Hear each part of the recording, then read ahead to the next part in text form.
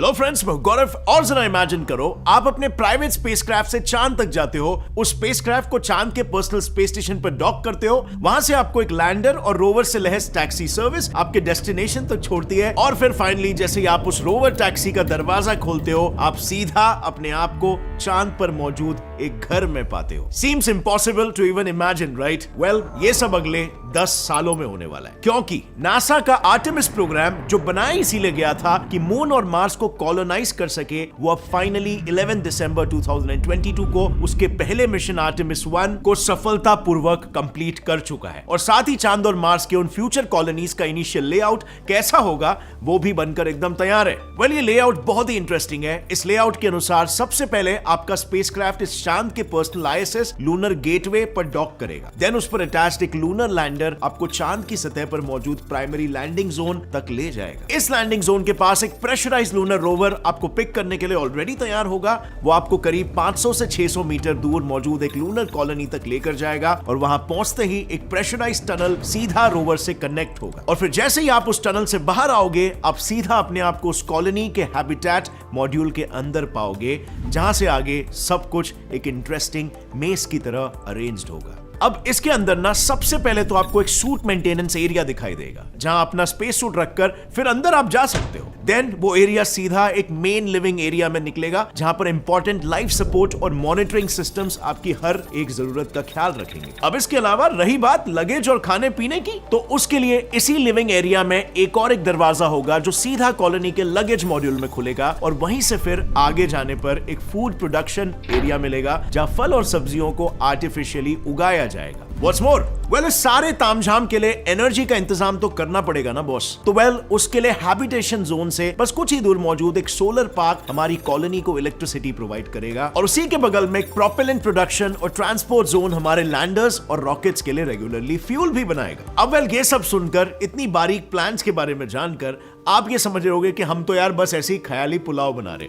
But let me tell you, ये कोई मेरा आइडिया नहीं है, ये मेरा कोई प्लान नहीं है। इसे खुद नासा ने डिजाइन किया है अपने दोनों मार्स और मून कॉलोनीज के लिए। इनफैक्ट इसी कॉन्सेप्ट को सच बनाने की ओर पहला कदम था आर्टेमिस 1 मिशन, जो अब सक्सेसफुली अकम्प्लिश कर लिया गया है। और इसके बाद ना फ्रेंड्स, बारी आएगी राउंड 2 की, यानी अगला मिशन जो होगा आर्टेमिस 2। और एक बार ये मिशन सक्सेसफुल हो गया तो फिर लॉन्च होगा आर्टेमिस 3, जो कि एक ऐसा मिशन होगा जिसमें पहली महिला एस्ट्रोनॉट को चांद पर लैंड करवाने के साथ साथ लूनर गेटवे के लिए लगने वाले 2 इंपॉर्टेंट मॉड्यूल्स, पावर और प्रोपल्शन मॉड्यूल और हैबिटेशन और लॉजिस्टिक आउटपोस्ट मॉड्यूल, इनको चांद पर भेजा जाएगा और सेट किया जाएगा। और एक बार आर्टेमिस 3 कंप्लीट हो जाता है, फिर बारी आएगी आर्टेमिस 4 की, जिसके साथ नासा चांद पर शुरुआती कॉलोनीज बनाना शुरू कर देगा। यानी ऑल इन ऑल मिशंस तो सारे सेट है, चांद पर बस्ती बनाने की पूरी प्लानिंग हो चुकी है, और इन प्रैक्टिकल स्टेप्स में इसे एग्जीक्यूट किया जाएगा। सो यहाँ पर एक मेन सवाल आप सभी के जहन में घूम रहा होगा कि क्या हमारा भी नंबर आएगा? सो बात ये है ना, नासा ने आर्टेमिस 1 में अपने बेसिक तामझाम के अलावा 3 लाइव एक्सपेरिमेंट्स को भी इन्वॉल्व किया था: मैनिकेन क्रूड मिशन, बायोसेंटिनल और ओमोटिनैश। और इनमें से सबसे पहले मैनिकेन क्रूड एक्सपेरिमेंट के लिए नासा ने आर्टेमिस 1 पर 3 क्रू मेंबर्स को भी भेजा था। एक्चुअली इस एक्सपेरिमेंट को लीड करने के लिए नासा ने मैनिकेन कमांडर मूनकिन कैंपस को अपॉइंट किया था, जिनका काम था टेक ऑफ के वक्त महसूस होने वाले प्रेशर, झटके प्लस रेडिएशन लेवल्स को रिकॉर्ड करना, और फिर उसकी इंफॉर्मेशन मिशन के बाद नासा तक पहुंचाना। अब इस काम के लिए कैंपस पर एक ऐसा रेडिएशन सेंसर लगाया गया था जिसमें 2 इलेक्ट्रोड्स अटैच थे। ऐसे सेंसर से होता यह है कि जैसे ही high energy radiations like UV और एक्सरेज सेंसर पर स्ट्राइक करती है, उनकी हाई एनर्जी की वजह से सेंसर्स में मौजूद आर्गन गैस आयोनाइज होने लगती है, और उससे निकले आयोनाइज इलेक्ट्रॉन्स बाहर निकलकर उन सेंसर में मौजूद इलेक्ट्रोड्स के बीच में करंट के रूप में फ्लो होने लगते हैं। और फ्लो होता यही करंट फिर आगे बताता है कि स्पेस शटल में रेडिएशन का लेवल क्या था, क्योंकि इन्हीं डिटेक्टेड रेडिएशन लेवल से साइंटिस्टों को स्पेसक्राफ्ट और स्पेस सूट्स के आगे की डेवलपमेंट कैसे करनी है और उसके लिए क्या क्या रिसोर्सेज और स्किल सेट लगेंगे, ये सब डिसाइड करने में मदद मिलती है। ठीक उसी तरह जिस तरह हम अपने स्किल्स को यूज और डेवलप करके अपने करियर में आगे बढ़ते हैं, एक्सेप्ट सम जो अनफॉर्चुनेटली वहीं पर रह जाते हैं। बट टेंशन नॉट, जैसे कि मैंने अपने पिछले वीडियोस में भी बताया, नेक्स्ट लेवल अनअकैडमी ग्रुप एक गेमिफाइड कोडिंग कंपटीशन प्लेटफॉर्म लाया है, जहां पर आप फन और एक्साइटिंग कोडिंग मैचेस खेलकर प्रोफेशनल रेटिंग ले सकते हो, और उन रेटिंग्स की मदद से इंडिया की टॉप कंपनीज की पेटीएम, क्रेडलवाइज, कैशिफाई, इनमें जॉब्स अनलॉक कर सकते हो। And you know what's more, next level season के थ्रू आप घर बैठे बैठे हर महीने एप्पल मैकबुक और आईपैड जैसे अमेजिंग प्राइजेस भी जीत सकते हो। यकीन नहीं हो रहा होगा? वेल, ये सब है winners of the last season, और इन सभी को एप्पल और किंडल गुडीज के साथ साथ टॉप कंपनीज में इंटरव्यू भी मिले हैं। सो रुके क्या हो, फरवरी सीजन चालू हो चुका है। आज ही पार्टिसिपेट करो। डोंट फॉरगेट, जितने ज्यादा मैचेस जीतोगे उतने ही ज्यादा चांसेस होंगे आपके टॉप पे आने के। सो हरी, आज ही डिस्क्रिप्शन में दिए गए लिंक से आप डाउनलोड करो और यूज करो मेरा इनवाइट कोड GAU5379 और पाओ early access to the app. Initially आप वेट लिस्ट में जाओगे क्योंकि बहुत सारे यूजर्स साइन अप कर रहे हैं, पर आप फ्रेंड्स को रेफर करके वेट लिस्ट जल्दी क्लियर कर सकते हो। 5 सक्सेसफुल रेफर से आपकी पूरी की पूरी वेट लिस्ट क्लियर हो सकती है। So go and check it out next level today. And now let's jump back to our topic. NASA के अनुसार कैप्टन कैंपोस के साथ साथ उनके सीट पर भी एक्सेलेरोमीटर और प्रेशर सेंसर्स लगाए गए थे, जिनका काम था टेक ऑफ के वक्त पैदा होने वाले झटकों को नापना। बेसिकली इन दोनों सेंसर्स में एक प्रेशर को इलेक्ट्रिसिटी में तब्दील करने वाला पीजो इलेक्ट्रिक मटेरियल मौजूद था, जो टेक ऑफ से बढ़ने वाले एक्सेलरेशन और फिर उससे पैदा होने वाला प्रेशर, इन दोनों की इंटेंसिटी बताता है। अब इन दोनों सेंसर्स का मैकेनिज्म इतना सिंपल है कि आप लिटरली इसे बस 2 मिनट में समझ सकते हो, क्योंकि इस एक्सेलरोमीटर में बेसिकली एक बॉल अटैच किया गया था जो रॉकेट के ऊपर जाने पर नीचे मौजूद पीजो इलेक्ट्रिक मटेरियल को एक स्पेसिफिक फोर्स के साथ प्रेस कर रहा था। इससे होता यह है कि जस्ट लाइक अ किचन लाइटर, जैसे ही वो प्रेशर पीजो इलेक्ट्रिक मटेरियल पर पड़ेगा, उसमें मौजूद चार्जेस सेपरेट होकर करंट पैदा करने लगेंगे। यानी इन शॉर्ट, इन सेंसर्स में भी एक फ्लो ऑफ करंट की मदद से साइंटिस्ट ये कैलकुलेट कर रहे थे कि फ्यूचर आर्टेमिस मिशंस में टेक ऑफ के वक्त इंसानों के शरीर पर कितना फोर्स पड़ सकता है। खैर, अब बात करते हैं 2 फीमेल मैनिकिन्स हेल्गा और जोहर की, जो नासा के स्पेशली डिजाइन रेडिएशन प्रोटेक्शन कवच एस्टोरैड की काबिलियत टेस्ट करने के लिए मिशन में ऐड किए गए थे। इनसे नासा को बस इतना जानना था कि क्या उनका कवच असली इंसानों को भी बचा पाएगा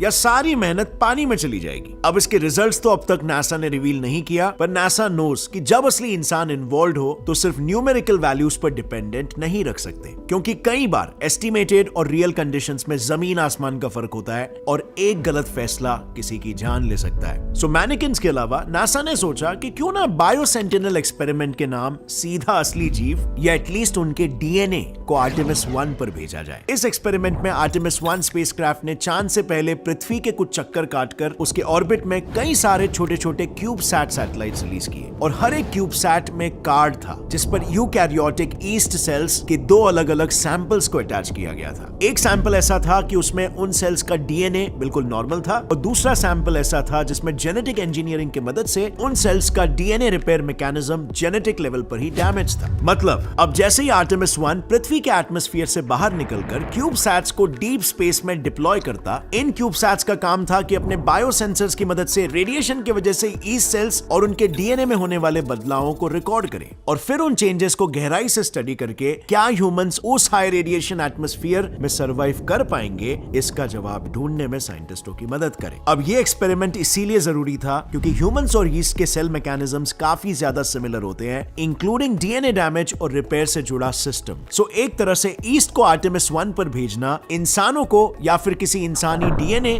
को उस पर भेजने जैसा था। पर एक सेकेंड, जाना तो हमें चांद पर है, राइट? तो चांद के एटमॉस्फेयर का क्या?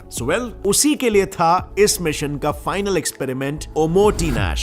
ये बेसिकली बस एक छोटा सा स्पेसक्राफ्ट प्लस लैंडर मॉड्यूल था जिसे बस मून की सतह पर लैंड करना था ताकि चांद के एनवायरनमेंट में मौजूद रेडिएशंस को स्टडी किया जा सके, और इससे बेसिकली चांद पर कॉलोनी बसाने से पहले हमें पृथ्वी के आउटर एटमॉस्फेयर के साथ साथ लूनर सरफेस के भी खतरों का प्रॉपर अंदाजा हो। सो इन शॉर्ट, इन तीनों एक्सपेरिमेंट्स का मेन मकसद बस इतना था कि आर्टेमिस 1 मिशन स्पेस और चांद के वातावरण की इतनी पुख्ता जानकारी लेकर लौटे कि असली इंसानों को भेजते वक्त नासा पूरी तरीके से श्योर हो कि वो वापस सेफली घर ही लौटेंगे भैया। इनफैक्ट आप मानोगे नहीं, लेकिन नासा साइंटिस्ट तो आर्टेमिस 1 मिशन जैसे अनक्रूड स्पेसक्राफ्ट की सेफ्टी के लिए भी इतने डेडिकेटेड थे कि लॉन्च से जस्ट पहले उसके फ्यूल लीक को रिपेयर करने के लिए उस फ्यूल से भरे रॉकेट के पास चले गए थे। दरअसल इस मिशन को लॉन्च करने के लिए नासा ने अब तक का अपना सबसे powerful rocket space launch system SLS इस्तेमाल किया था, जो करीब 3 टन के टोटल 9 भारी भरकम हमर्स को तक चांद तक लेके जाने की काबिलियत रखता है। लाइक आप मानोगे नहीं, अगर ISS बनाते वक्त इतना पावरफुल रॉकेट हमारे पास होता ना, तो एक अखे फुटबॉल फील्ड जितने बड़े ISS के सारे पुर्जे, जिन्हें ओरिजिनली 10 साल और 30 से भी ज्यादा स्पेस मिशंस लगे, वो महज 15 से 16 ट्रिप्स में स्पेस में पहुंचा दिया होता, वो भी माइंड यू कम फ्यूल में, क्योंकि नासा ने आर्टेमिस 1 लॉन्च के लिए इसरो की मंगलयान वाली स्ट्रेटेजी अपनाई थी। उन्होंने आर्टेमिस 1 के ओरियन स्पेसक्राफ्ट को डायरेक्टली चांद की ओर शूट करने के बजाय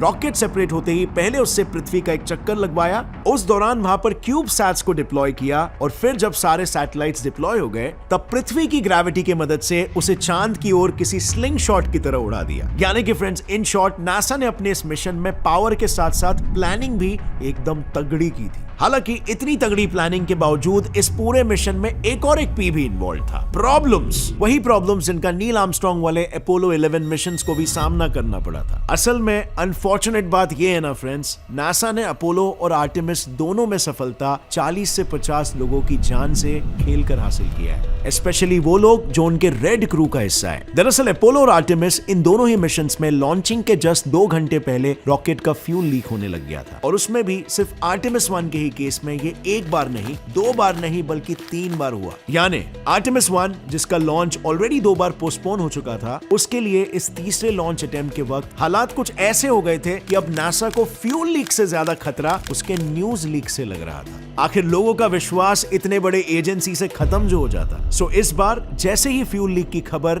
नासा एडमिनिस्ट्रेटर को मिली, उन्होंने बिना कुछ सोचे समझे अपने 50 लोगों की रिपेयर क्रू को फ्यूल से भरे रॉकेट के बिल्कुल पास भेज दिया। अब ये तो हम सब जानते हैं कि रॉकेट में मौजूद लिक्विड फ्यूल कितने प्रेशर के साथ भरा होता है। वो जैसे ही हवा के कांटेक्ट में आता है ना, माइनिंग में इस्तेमाल होने वाले किसी TNT बॉम्ब से भी 10 गुना ज्यादा ताकत से फटता है। यानी ऐसे वक्त पर अगर कोई इंसान उस रॉकेट के पास खड़ा रहा तो उसका जल के राख होना तो बिल्कुल तय है। ऊपर से जरा इन इमेजेस को भी देख लो। ये आर्टेमिस के SLS रॉकेट के लिए स्पेशली डिजाइंड लॉन्च पैड की तस्वीरें हैं। आप खुद देख सकते हो, अकेले सिर्फ आर्टेमिस 1 के लॉन्च के बाद ही इसके अंजर पंजर ढीले हो चुके हैं। खैर जो भी हो, लकीली रेड क्रू अपोलो के वक्त भी जिंदा बच गया था और वो इस बार भी सही सलामत बच पाया, और ये अपने आप में आई पर्सनली थिंक किसी बड़े अचीवमेंट से कम नहीं है। हालांकि गोइंग फॉरवर्ड नासा को इस बात का ख्याल रखना होगा कि मून को कॉलोनाइज करने से पहले लोगों का पहले पृथ्वी पर जिंदा बचना जरूरी है, क्योंकि फ्रेंड्स चांद को कॉलोनाइज करने के बाद उनके प्लान में मार्स को कॉलोनाइज करना भी है, और उसके लिए नासा ने एक अनोखा न्यूक्लियर फ्यूल से चलने वाला रॉकेट भी बनाया जो हमें मार्स तक सिर्फ 100 दिनों में पहुंचाने की ताकत रखता है।